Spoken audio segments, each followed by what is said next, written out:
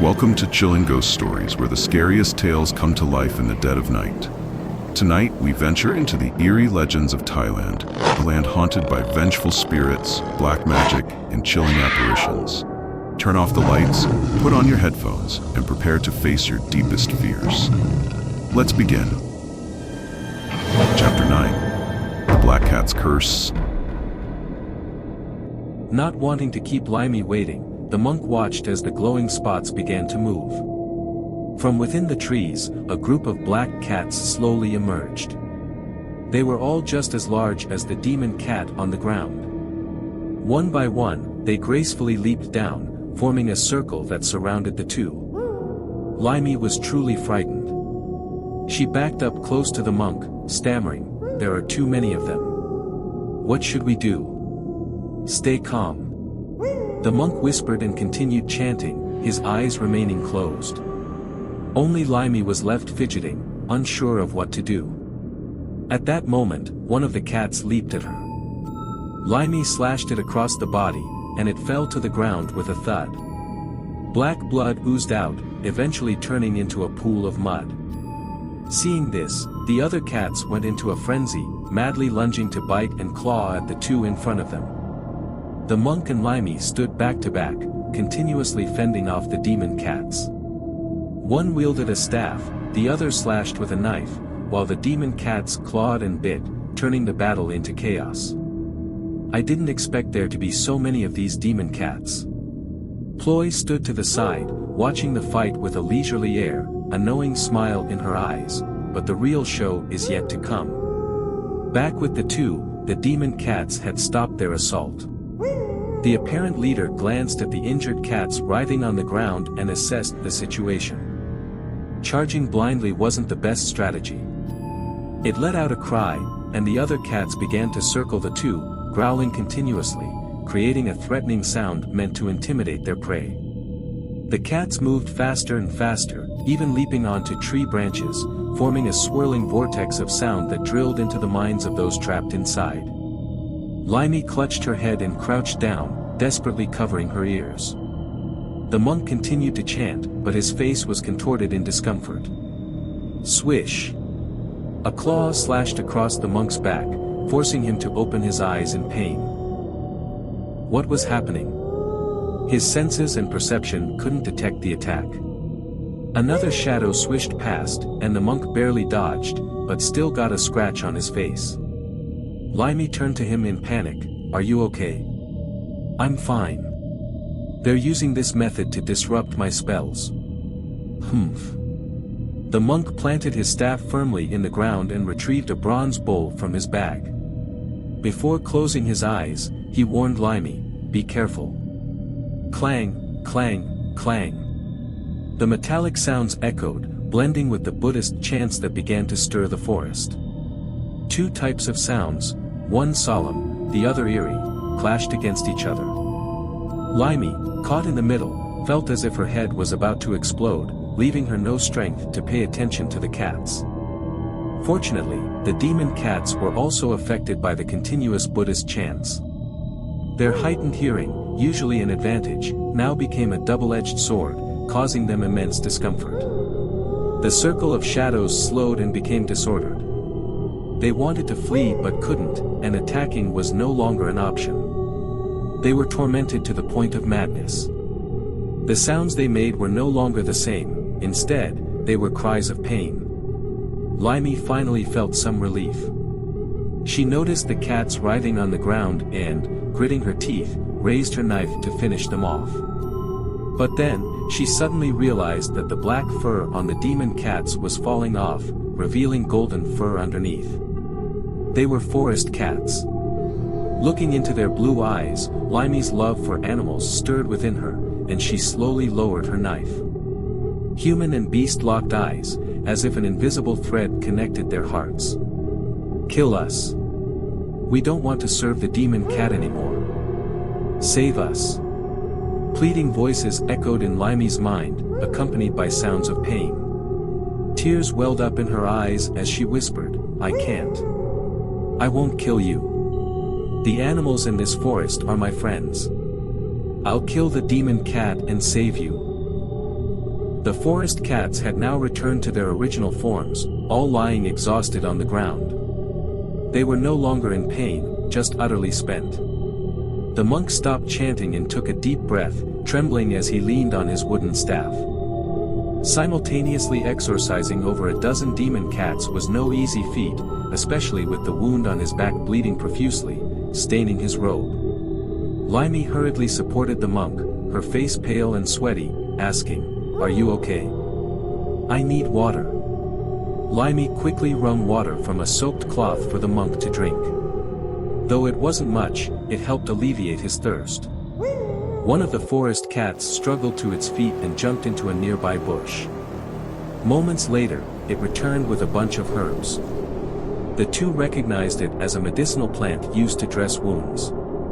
Limey nodded in gratitude, crushed the leaves, and applied them to the monk's back before bandaging it. She did the same for her own chest.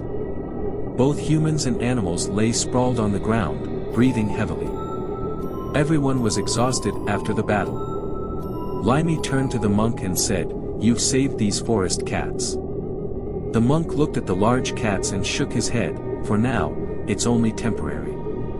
The seeds of demonic influence still remain deep within their hearts. "If it were just one or two, I could eradicate it completely. But there are too many here, and my strength is limited. I can't do it." "Then after we return, will you help them?" The monk nodded. "I think if we can destroy the demon cat leading them, they might be freed from the demon's control." After resting for a while, the cats gradually got up. They glanced at the two one last time, as if in gratitude, before disappearing into the forest. After resting a bit longer, the monk took a deep breath, stood up with his staff, and said, "Let's go. We need to reach that cave soon. Otherwise, it will be very dangerous." Meanwhile, Ploy, standing at a distance, squeezed the black cat in her hand. It struggled for a moment before going limp. Ploy thrust her hand into its chest and pulled out a heart that had turned black. Something strange caught her eye. Inside the heart was a larva, resembling a white worm, squirming as it tried to escape. A parasitic demon worm. So that's it. She finally understood what the monk had referred to as the seed of demonic influence. The demon cat had implanted these parasitic worms into other hosts, turning them into its minions. It was indeed a dangerous thing. Ploy tossed the cat's corpse aside and continued to follow the two figures ahead. The next part of the journey went smoothly, and the two soon reached the foot of the mountain. True to its name, the stone mountain was covered with large, jagged rocks. No large trees could grow here, only moss and vines covering more than half of the mountain. The two looked toward the setting sun, which was shining directly on a dense patch of vines. Limey approached, pushed aside the vines, and found a dark cave entrance. After a quick glance, she turned to the monk. "The entrance to the cave is here. Looking at the cuts on these vines, the demon cat must be inside." The monk also approached Limey, carefully observing. After a moment, he said thoughtfully, "That's likely the case. We need to go inside and see." But the monk's face showed concern. He looked at the setting sun and sighed. "Fighting the demon cat in the dark isn't ideal. But if we don't go in, we won't know if the cat goddess is inside. We'll have to take the risk." With that, the monk instructed Limey to prepare torches made of pine wood, while he himself set up a formation for the battle with the demon cat.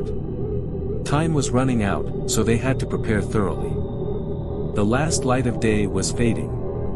Everything was ready, and the monk nodded, closing his eyes.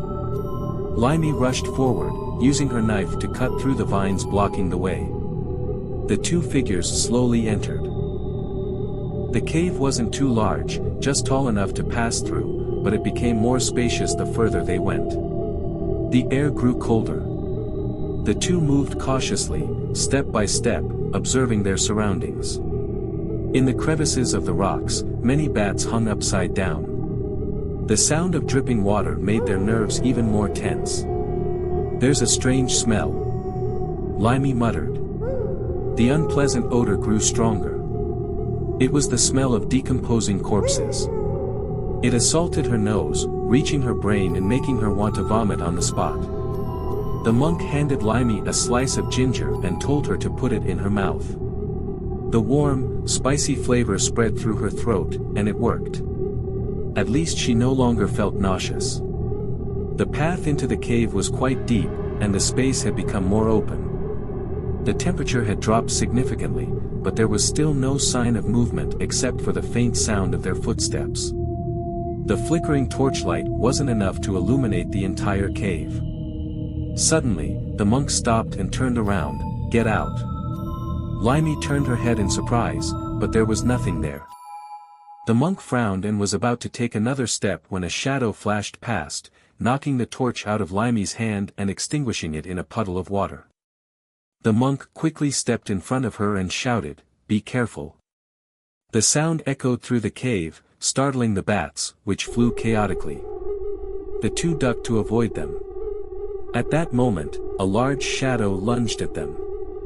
The monk, prepared, swung his staff with great force toward the shadow. A strong shock caused the staff to fly out of his hand and land in a corner of the cave.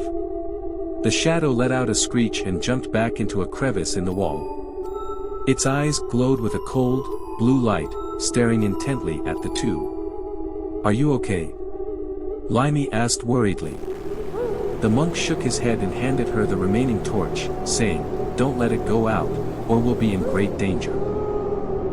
The two now had a chance to observe the shadow more closely.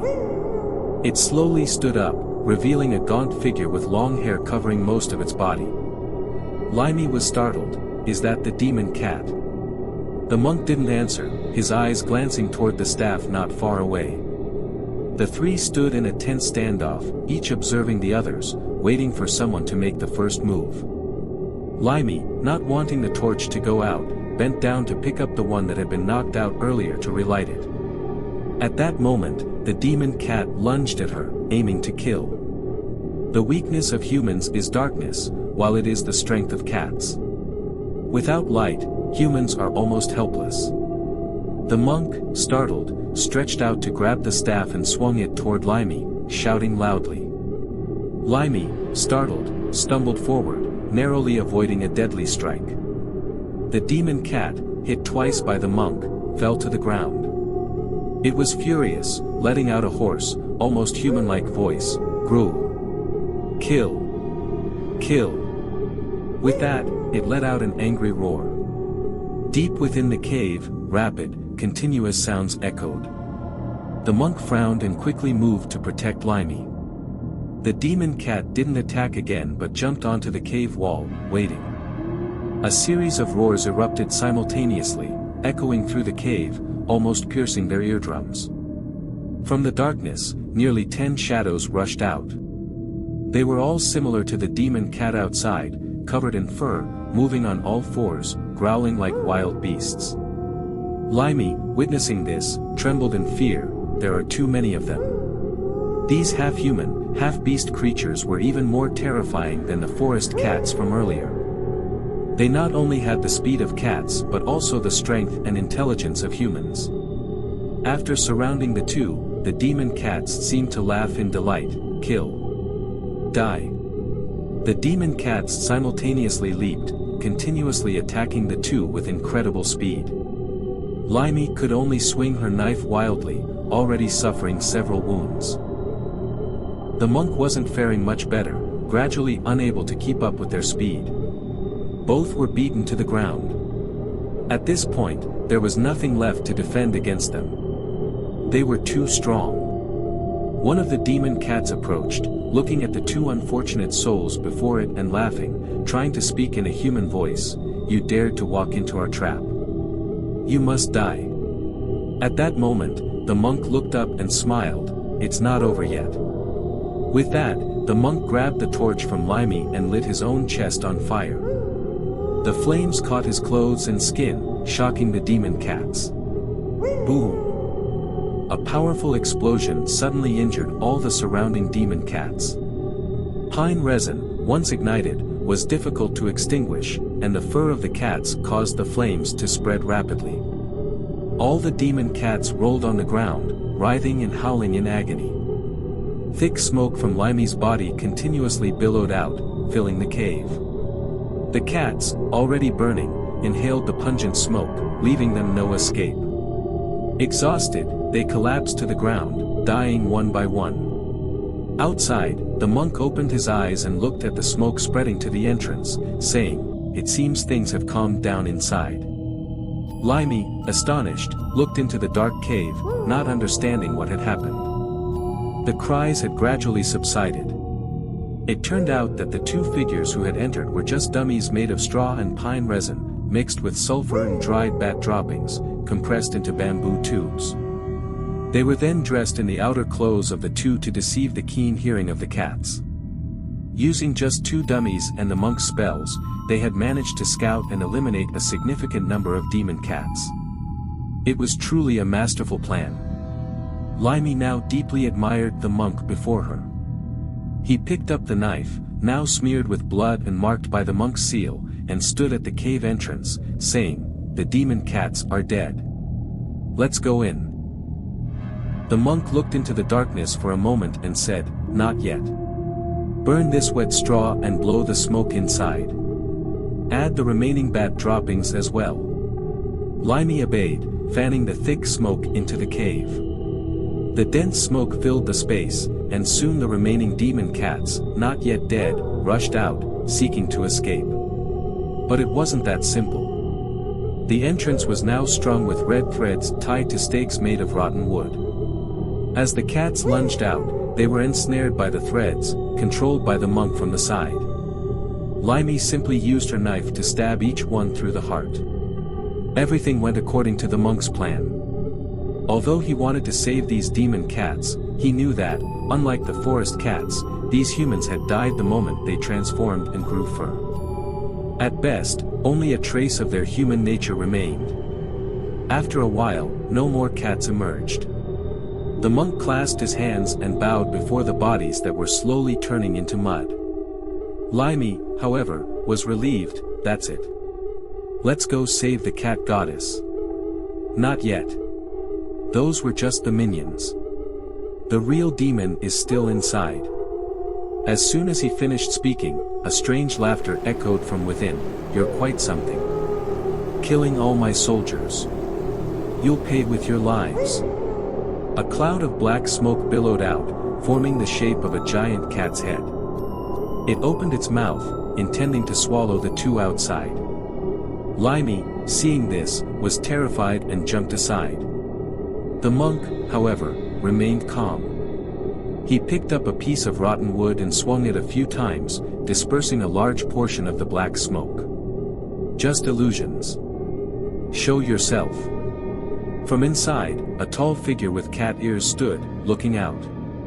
He was different from the other demon cats, with a long tail and the ability to stand on two legs, as agile as a human. He glared at the monk, gritting his teeth. "I underestimated you." With that, he retreated deeper into the cave. He glanced at a faint, white figure of a girl, exhausted and tightly bound to a rock, before continuing to a place filled with decomposing human corpses. Outside, the two waited but saw no movement. The monk nodded and said, "If it won't come out, I'll force it out." The monk pulled out the bronze bowl from his bag and began to strike it slowly, closing his eyes and chanting. The solemn sounds of Buddhist scripture immediately echoed through the cave, amplified by the cavern walls. The cave became a giant amplifier, sending the chants into every corner. The Buddhist verses seemed to multiply, swirling into the demon cat's mind, causing it immense pain. The sounds felt like they were trying to pull it out of its human body. It wanted to cover its ears but couldn't. Its sensitive hearing, usually an advantage, now tormented it to the point of rolling on the ground in agony. The human head in its hands fell to the ground. It thrashed wildly, its body fully transforming into a giant cat with green eyes and sharp fangs protruding from its mouth. It roared continuously, trying to drown out the Buddhist chants. On a tree not far from the cave, Ploy also frowned, holding her head with one hand. "Humph. This annoying sound, it's making me uncomfortable. What she feared wasn't just the chance but also the bell ringing in her own mind. Lately, the sound had been appearing more frequently, causing her immense pain. At times, it felt like her soul might be torn from her body. "Just wait, I'll definitely kill you,"